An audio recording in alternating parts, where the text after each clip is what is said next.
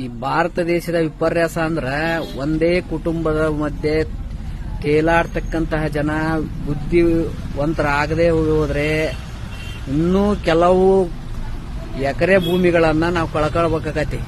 ಯಾಕಂದ್ರ ಮೊದಲೇದು ಜವಾಹರ್ಲಾಲ್ ನೆಹರುಗ 52 ಎಕರೆ ಸಮಾಧಿ ಮಾಡಿದ್ರು. ನೆಕ್ಸ್ಟ್ ಇಂದಿರಾ ಗಾಂಧಿಗೆ 42 ಎಕರೆ ಭೂ ಸ್ವಾಧೀನ ಮಾಡಿಕೊಟ್ರು.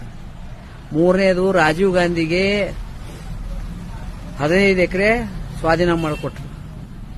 ನಾವು ಕೇವಲ 2.5 ಎಕರೆದಾಗ ಶ್ರೀ ಪ್ರಭು ರಾಮನ ಒಂದು ದೇವಸ್ಥಾನ ಅಯೋಧ್ಯೆಯಲ್ಲಿ ಕಟ್ಟಿದ್ರೆ ಗ್ರಂಥಾಲಯ ಕಟ್ಬೋದಾಗಿತ್ತು, ಹಾಸ್ಪಿಟಲ್ ಕಟ್ಬೋದಾಗಿತ್ತು ಅಂತ ಬೊಬ್ಬಡೆ ಹೊಡೆಯ ನನ್ನ ಮಕ್ಕಳು 112 ಎಕರೆಯಲ್ಲಿ ಏನೇನ್ ಕಟ್ಬೋದಾಗಿತ್ತು.